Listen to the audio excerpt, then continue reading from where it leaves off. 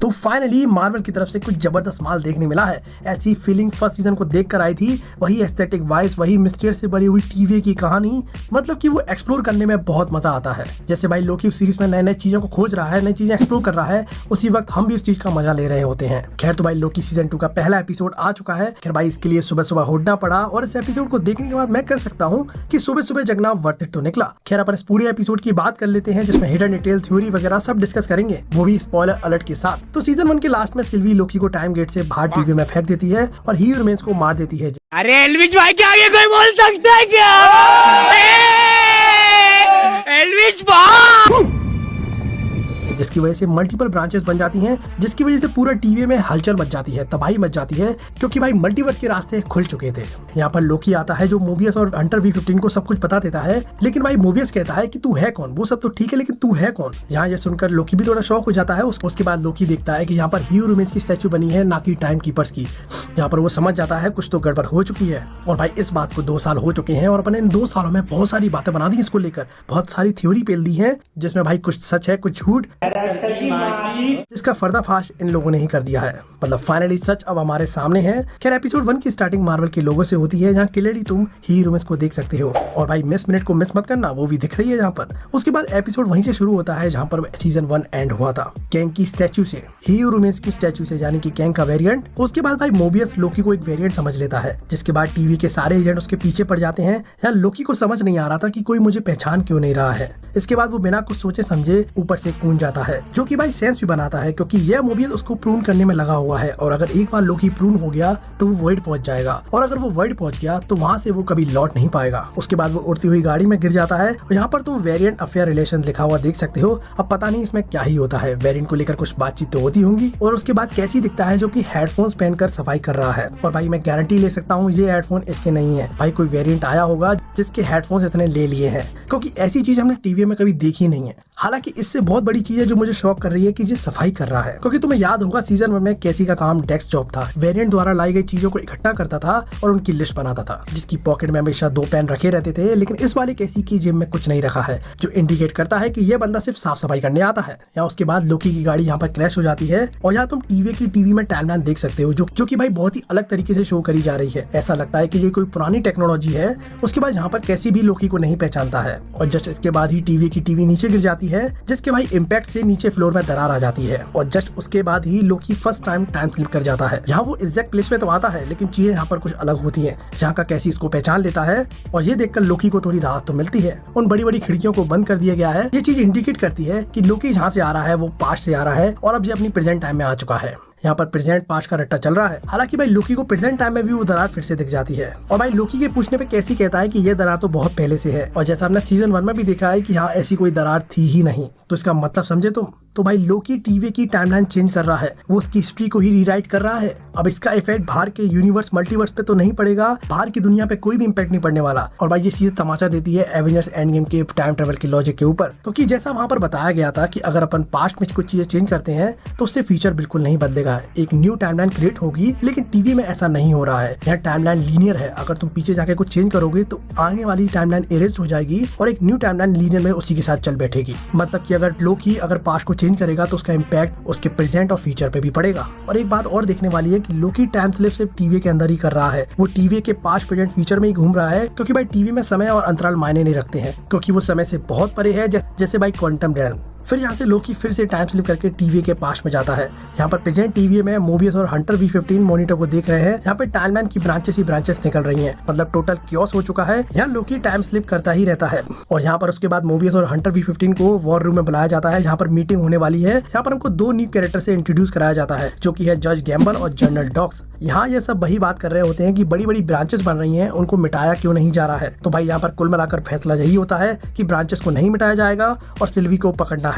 खैर अब इसी रूम में लोकी पास्ट में इसी रूम को एक्सप्लोर कर रहा है। यहाँ वो वॉल पे ही रिमेन्स की स्टैचू देखता है, जो अलग अलग दिशा में देख रहे हैं। और यहाँ उसको एक रिकॉर्डिंग भी मिलती है, जिसमें रवोना रेंसलर और ही रिमेन्स कुछ बातचीत कर रहे हैं। यहाँ रवोना रेंसलर ही रिमेन्स के साथ ही मिलकर काम कर रही थी, जैसा कॉमिक में भी उसकी लवर रह चुकी है। तो भाई रवोना रेंसलर का ही रिमेन्स से कुछ अच्छा खासा कनेक्शन था, लेकिन मुझे ऐसा लगता है कहीं ना कहीं आगे चल के ही रिमेन्स ने भी उसकी यादें मिटा दी होंगी। खैर इसके बाद इस सीरीज का सबसे बेहतरीन सीन आया था। यहाँ लोकी प्रेजेंट टाइम की टीवी में आता है। यहाँ वो मोबियस से मिलता है, लेकिन वॉल पे उसने टाइम कीपर्स की पेंटिंग देख, उसने प्रून स्टिक, टाइम स्टिक कुछ भी कह लो, उसको लेकर टाइम कीपर्स के पीछे छुपे हुए राज को खोल देता है, जिससे भाई सारे लोग शॉक हो जाते हैं। वॉर रूम में एक सन्नाटा छा जाता है, क्योंकि इतने साल से ये लोग टीवी में काम कर रहे हैं और इनको पता भी नहीं है कि हम किसके लिए काम कर रहे हैं। तो जहाँ मेरी कुछ थ्योरीज हैं, तो जब ही रूमेस ने टीवी बनाया तो उसने अपने नाम से बनाया, अपनी स्टैचू से बनाया, मतलब कि टीवी के स्टाफ को पता था कि भाई ये बंदा टीवी को चलाता है। अब टीवी के स्टाफ को लगा होगा कि ये सब एक आदमी कैसे कंट्रोल कर रहा है, मतलब एक ह्यूमन।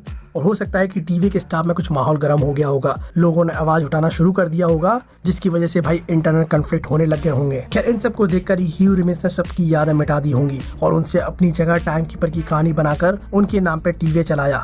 और भाई उसने अपनी जगह टाइम कीपर्स नाम की कहानी बनाकर 3 गॉड्स को वहां पर बिठा दिया, जो कि भाई टीवी को रूल करेंगे, टीवी को चलाएंगे, जो कि भाई असल में रोबोट होते हैं।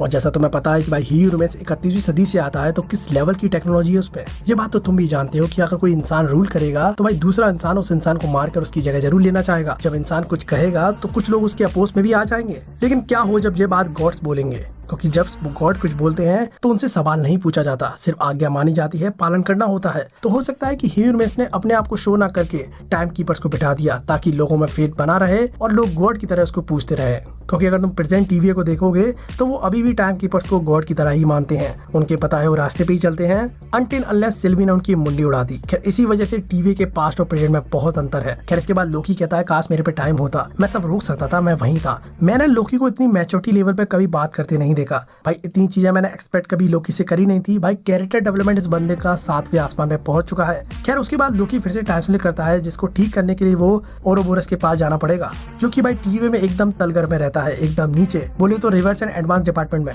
खैर आगे बढ़ने से पहले मैं तुम्हें बता दूं कि इस एपिसोड का नाम ओरोबोरस है। जो ओरोबोरस क्या होता है मैं तुम्हें बता देता हूँ। तो ये एक सांप की तरह होता है जो अपनी ही पूंछ खा लेता है, जिसके भाई मेटाफर एग्जांपल होते हैं इन्फिनिटी, जिसमें भाई सारी चीजें लूप में घूमती रहेंगी, जो कि भाई नेवर एंडिंग प्रोसेस होती है, जिसको भाई जन्म और मृत्यु की साइकिल भी बताया जाता है। और भाई तुम इसी बात को तुम एपिसोड के 19 मिनट 56 सेकंड पे भी सुन सकते हो। यहाँ पर मोबियस यही बात कह रहा है। तो ये एक तरह का मेटाफर हो सकता है। यहाँ तुम रिपेयर्स एंड डिपार्टमेंट की लिफ्ट देख सकते हो, जो अलग है, जिसका कलर भी अलग है, और उस लिफ्ट के बाहर ही बहुत सारे पाइप लगे हुए हैं और ये सीधा रिपेयर डिपार्टमेंट में जाते हैं। जैसे उन्हें कोई भी चीज रिपेयर करानी होती है या कुछ पूछना होता है तो वो इस पाइप के जरिए भेज देते हैं, जिससे भाई अपना जो ओबी है उन पाइप से आई चीजों को ठीक कर देता है या उनका जवाब वापस पाइप में ही भेज देता है। मतलब कि उससे कोई फिजिकली नहीं मिलता है। मतलब एक तरह से देखा जाए तो वो नीचे स्थल घर में अकेले ही काम करता है। लेकिन आगे हमें पता चलता है कि मोबियस उससे मिलने तो आया था, लेकिन 400 साल पहले। खैर अब तुम्हें जैसा पता ही है कि टीवी में टाइम कुछ अलग ही तरह का चलता है। जैसे भाई क्वांटम में चलता था कि 5 मिनट 5 साल के बराबर हो जाते हैं। और यहाँ पता चला कि मोबियस ओरोबोरस को ओबी कहता था, लेकिन मोबियस को ऐसा कुछ याद ही नहीं है, क्योंकि भाई मोबियस की तो मेमोरी मिटा दी गई थी। लेकिन मुझे लगता है कि ओबी की याददाश्त नहीं मिटाई गई है, क्योंकि उसे 400 साल पुरानी बात याद है, और हो सकता है उससे पहले की भी याद हो। क्योंकि अगर तुम इस एपिसोड को ध्यान से देखोगे तो जैसे मोबियस टाइम कीपर की बात कहता है तो उसी वक्त लोकी टाइम स्लिप कर जाता है, जिससे भाई ओबी के सामने टाइम कीपर की बात कभी आ ही नहीं पाई, क्योंकि एक तरह से वो बंदा नीचे ही रहता है, क्योंकि उसको टीवी में सिर्फ रिपेयर करने के लिए रखा गया है, जिसके लिए वो सोता भी नहीं है, तो उसको पता भी नहीं है कि ऊपर कौन राज कर रहा है, ही रूमेन्स या टाइम कीपर्स। तो शायद हो सकता है कि ही रूमेन ने इसकी मेमोरी वाइप नहीं की है, क्योंकि इसको चीजें याद है। खैर उसके बाद जस्ट लोकी टाइम स्लिप कर जाता है। अब देखो लोकी यहाँ भी टाइम स्लिप करता है ना, वो एग्जैक्ट उसी जगह पे पहुंचता है जहाँ वो पास्ट में या फ्यूचर कहीं भी था। मतलब जहाँ पर वो ओबी के सामने खड़ा हुआ था, तो वो जब पास्ट में ट्रेवल करता है तो वो ओबी के सामने ही खड़ा मिलेगा। मतलब जगह चेंज नहीं होती है। खैर उसके बाद लोकी ओबी के पास्ट वाले वर्जन के यहाँ पहुंच जाता है। लोकी उसको पहले ओबी ही बोल देता है, जिससे भाई पास्ट वाले ओरोबोरस को पता चला कि मेरा निकनेम ओबी भी हो सकता है। और भाई अगर तुम इस तरह से देखोगे तो एक तरह का टाइम पैराडॉक्स हो चुका है। ओबी को पता ही नहीं है उसको किसने ओबी नाम दिया, क्योंकि लोकी अभी फ्यूचर से सुनकर आ रहा है, तो फ्यूचर में उसका नाम किसने रखा। ये एक एंडलेस लूप है जो शायद कभी खत्म ही ना हो पाए, और इस पैराडॉक्स में तुमको पता ही नहीं चलेगा कि ये नाम उसको दिया किसने। खैर यहाँ पर एक और थ्योरी है जिस थ्योरी को गलत कर सकती है। यार 400 साल पहले मोबियस ने ओरोबोरस का नाम ओबी रख दिया होगा। फिर भी यार मुझे पैराडॉक्स वाली थ्योरी ज्यादा अच्छी लगती है, क्योंकि भाई अपन मिस मार्वल में ऑलरेडी टाइम पैराडॉक्स देख चुके हैं, तो भाई मार्वल के लिए कोई नई बात नहीं है। खैर देखा जाए तो लोकी लिटरली टीवी की हिस्ट्री को रीराइट कर रहा है, उसकी टाइमलाइन को छेड़ता जा रहा है। खैर यहाँ पे पास्ट प्रेजेंट करके बहुत सारी बातें हुई, और यहाँ पर हमें पता चला कि पास्ट में कई बातों का असर कहीं ना कहीं फ्यूचर पे हो रहा है। यहाँ पर लोकी ओबी से जो पास्ट में बातें कर रहा है वो सारी चीजें फ्यूचर वाले ओबी के दिमाग में आती जा रही हैं। जैसे तुम मानो कि पास्ट और प्रेजेंट में कम्युनिकेशन हो रहा है, और बातों ही बातों में हमें टाइम स्लिप का इलाज मिल जाता है। तो लोकी जिस टाइम में स्टेबल रहना चाहता है, वहाँ उसको टेम्पोरल ऑरा एक्सट्रैक्टर की मदद लेनी होगी। अब यहाँ पास्ट में लोकी लोकी और ओबी इस डिवाइस को रेडी कर रहे होते हैं और जब ये डिवाइस रेडी हो जाता है तो भाई ये ऑटोमेटिक फीचर वाले ओबी को याद आता है कि उसने ये बहुत पहले बनाया हुआ था, जिससे भाई ये प्रेजेंट टाइम में टेम्पोरल ऑरा एक्सट्रैक्टर हमको मिल जाता है। खैर एक बात देखी जाए तो इस सीरीज की राइटिंग बहुत ही जबरदस्त है। खैर यहाँ इस एक्सट्रैक्टर की मदद से लोकी को टाइम स्ट्रीम से बाहर निकालना होगा। यहाँ पर टेम्पोरल रूम में जाना पड़ेगा जहाँ की टेम्पोरल एनर्जी किसी इंसान के चीथड़े उड़ा सकती है और भाई लोकी को खुद को मिटाना होगा, क्योंकि जिसकी वजह से वो टाइम से आजाद होगा और उसको उसी वक्त टेम्पोरल ऑरा एक्सट्रैक्टर उसको खींच लेगा। खैर उसके बाद ये सारे लोग टेम्पोरल रूम के रूम में आ जाते हैं और भाई जिस रूम का गेट बिल्कुल एक्समैन के स्टाइल में खुलता है। यहाँ पर नीचे रेडिएशन को लेकर कुछ वार्निंग भी लिखी हुई है। खैर हमें बातों बातों में ही बताया गया कि टेम्पोरल रूम टीवीए का हार्ट है, इसका तबाह होना मतलब टीवीए खत्म। खैर ही रूमेस ने टेम्पोरल रूम को इसलिए बनाया था ताकि वो रॉ टाइमलाइन को रिफाइन करके एक फिजिकल टाइमलाइन में तब्दील कर सके। खैर इसको इतनी सारी ब्रांचेस को बांधने के लिए नहीं बनाया गया है, इसलिए वो ओवरलोड हो रही हैं और इसके ओवरलोड होते ही टीवीए खत्म हो जाएगा। टीवीए की सारी चीजें मिटने लगेंगी, यानी कि वो रेडिएशन अंदर आ जाएंगी जो कि भाई सारी चीजों को मिटा देंगी। खैर हमें बातों बातों में पता चला कि यहाँ पर सिर्फ मिस मिनट ओबी आता था सिर्फ कुछ टेस्ट करने, ओवरऑल कंट्रोल तो मिस मिनट का ही रहता था। और जैसा तुम्हें पता है कि ह्यू रूमेंस के नीचे ही काम करती थी मिस मिनट। खैर अब यहाँ पर दो रास्ते हैं इन लोगों पर, या तो एक्स्ट्रा ब्रांचेस को मिटा दो जिससे भाई काउंटलेस जाने जाएंगी, क्योंकि भाई काउंटलेस यूनिवर्स मारे जाएंगे, जिसमें भाई ये सारे लोग एग्री तो नहीं होते हैं। तो भाई दूसरा तरीका यह है कि टीवीओ को प्रोटेक्ट करने के लिए इनको ब्लास्ट डोर बंद करना पड़ेगा और भाई इस डोर को लगने से पहले लोकी को निकलना पड़ेगा, लोकी को खुद को मिटाना पड़ेगा, लेकिन उससे भी पहले ऑरा एक्सट्रैक्टर को फिट करना पड़ेगा और अगर लोकी वापस नहीं आ पाया तो वो टाइम में खो जाएगा। खैर यहाँ पर माहौल थोड़ा गर्मा जाता है क्योंकि भाई यहाँ पर टाइम की बातें चली रही होती हैं और ऊपर से टाइम भी नहीं है। अब यहाँ पर मोबियस एक जगह पे स्किन लिख देता है क्योंकि भाई टेम्पोरल रूम में जो जाता है उसकी स्किन छिल जाती है अगर वो सही टाइम पे बाहर ना निकले तो। इसका डर थोड़ा मोबियस को बैठा होता है। खैर इसके बाद अपना लोकी टाइम स्लिप कर जाता है और यहाँ वो उसी रूम में होता है और वहाँ पर मशीन पे स्किन लिखा हुआ था और जो भाई सीधे इंडिकेट करता है कि लोकी अब फ्यूचर में आ गया है, क्योंकि ये स्किन तो अभी मोबियस ने लिखा था पास्ट में। खैर तुम यहाँ पर ध्यान दोगे तो डोर लग चुके हैं, जिसका मतलब है कि अपने ओबी ने काम कर दिया है, उसने ब्लास्ट डोर बंद कर दिए हैं। लेकिन मोबियस और लोकी का क्या हुआ ये पता नहीं है। लेकिन भाई इसका अंजाम भी कुछ अच्छा नहीं हुआ है। तुम यहाँ देख लो, यहाँ पूरे टीवी में मैस फैल चुका है, यहाँ ब्रांचेस लाल हो गई हैं, टोटली तबाही मच चुकी है। यहाँ लूम क्रिटिकल लिखा हुआ है, मतलब टीवी खत्म ही होने वाला लग रहा है यहाँ तो। उसके बाद भाई यहाँ प्रेजेंट में ओबी लॉक को गेट करना चालू कर देता है क्योंकि भाई मोबियस ने टेम्पोरल ऑरा एक्सट्रैक्टर तो लगा दिया था, लेकिन भाई वहाँ पर फ्यूचर में लोकी को स्टेक अभी मिली नहीं है, जिससे वो अपने आप को मिटा नहीं पा रहा है। यहाँ उसके बाद लिफ्ट में उसको सिल्वी दिखती है जो कि भाई फ्यूचर में क्या कर रही है पता नहीं। उसके बाद यहाँ पीछे से कोई लोकी को प्रून कर देता है, हालांकि लोकी भी यही चाहता था क्योंकि इतने टाइम से वो यही चीज ढूंढ रहा था, जिससे भाई लोकी अपना टाइम से आजाद हो जाता है, जिससे भाई उसको एक्सट्रैक्टर वापस खींच लेता है, जिसकी मदद से भाई लोकी और मोबियस दोनों बच जाते हैं। लेकिन भाई प्रून किसने करा यह बात अभी भी सस्पेंस है। हालांकि थ्योरी की बात करें तो यही चीज सामने निकल कर आती है कि सिल्वी और लोकी फ्यूचर में गए होंगे। यहाँ उस लोकी को पता है कि मेरा पास्ट वाला वर्जन आएगा जिसको स्टिक नहीं मिलेगी तो मैं उसको स्टिक लेकर प्रून कर दूंगा, क्योंकि भाई लैब भी तो सही बनानी है ना, अगर वो जिंदा रहेगा तो ये जिंदा रहेगा। तो एक तरह से देखा जाए तो लोकी अपने आप को ही बचाने की कोशिश करेगा। खैर यहाँ पर जनरल डॉस पूरी टीम लेकर सिल्वी को पकड़ने के लिए निकल जाती है। खैर उसके बाद पोस्ट गेट सीन में दिखाया जाता है कि टाइम गेट से सिल्वी निकल कर आती है, जहाँ ये सीधे ही रूमेंस को मारकर ही आ रही है, जहाँ की टाइमलाइन है 1982 ब्रॉक्सटन ओक्लाहोमा में। यहाँ तुम नीचे देख सकते हो कि टाइमलाइन की कुछ एनिमेशन बने हुए हैं। यहाँ पर सीधा सीधा दिख रहा है कि सिल्वी नेक्सस इवेंट को क्रिएट करके आई है, क्योंकि यहाँ लिखा भी है कि ब्रांचेस टाइमलाइन, जो दिखाता है कि इसी टाइम पर अलग अलग यूनिवर्स में बहुत सारे नेक्सस इवेंट हो रहे हैं और टीवीए कुछ नहीं कर पा रहा है, क्योंकि भाई टीवीए ने वाला काम अभी रोक दिया है। खैर यहाँ सिल्वी इसके बाद मैकडोनल्ड में फुल मेन्यू का ऑर्डर दे देती है। यहाँ वो अपनी लाइफ में रुककर लाइफ को जीना चाहती है, एंजॉय करना चाहती है, क्योंकि पूरी जिंदगी वो भागती रही है। अब उसको रुकने की एक वजह मिली है क्योंकि उसकी जिंदगी का मकसद अब खत्म हो चुका है। जिसको मारना था वो मार चुकी है, लेकिन उसको नहीं पता है राडा तो अभी शुरू हुआ है। खैर जिसके आगे तुम्हें पता है कि सिल्वी आगे चल के मैकडोनल्ड में काम करने लग जाएगी। खैर ये episode one of the best episode लगा मुझे लोकी का, क्योंकि भाई जिस तरह ये लोग टाइमलाइंस को मिटा नहीं रहे हैं, ये चीज सीधे इशारा करती है कि मार्वल मल्टीवर्स को ऐसे ही दिखाएगा। वो ब्रांचेस को मिटने नहीं दे रहा है, टीवीए को पूरी वजह दे रहा है। और एक तरह से देखा जाए तो टीवीए के हाथ में सब कुछ होकर भी कुछ नहीं है, क्योंकि वो इन ब्रांचेस को मिटा नहीं सकते हैं, जिसकी दम पे हमको एक्समैन, डेडपूल और ना जाने कितने सारे सुपर हीरो देखने मिलेंगे जो आपस में क्लैश करेंगे, अपने यूनिवर्स में आएंगे, अपने यूनिवर्स से जाएंगे, बहुत सारी चीजें होंगी। ये तभी पॉसिबल हो पाएगा जब मल्टीवर्स एग्जिस्ट करेगा, क्योंकि भाई टीवीए तो है जो इन सबको आने से रोक सकता है। और मैं तुम्हें बता दूं कि लोकी का टाइम स्लिप अभी खत्म नहीं हुआ है, ये तो टीवीए के अंदर का टाइम स्लिप अभी खत्म हुआ है।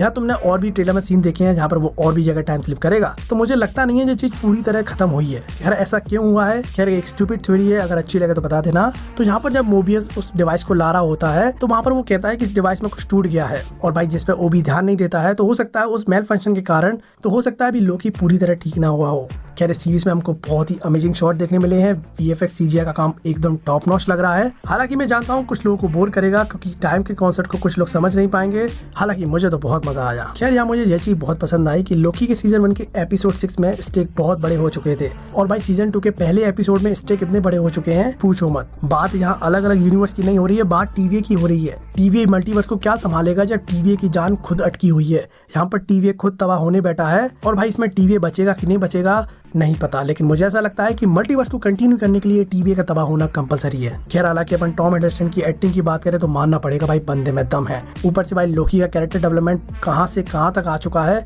विलन से हीरो बन चुका है और ऐसा वैसा हीरो नहीं, उसके हर मोड पे उसका कैरेक्टर डेवलपमेंट हो रहा है क्योंकि उसके चेहरे पे टेंशन, गिल्ट, अफसोस सब कुछ बीच बीच में दिखता रहता है और बीच बीच में फनी बातें भी हो जाती हैं जो पता भी नहीं चलती हैं। लास्ट में वो प्यार भरी आंखों से सिल्वी को भी देखता है और सोचता है कि भाई इतना गंदा कटा था लेकिन तब भी उसी रोड पे चलना है। खैर कुछ भी कहो, मल्टीवर्स यूनिवर्स कुछ भी चलता रहे लेकिन सेटिंगबाजी नहीं छोड़नी चाहिए। खैर तुमको ये एपिसोड कैसा लगा तुम मुझे कमेंट में जरूर बता देना और ये वीडियो कैसी लगी ये भी मुझे कमेंट में बता देना। तो भाई मिलते रहेंगे।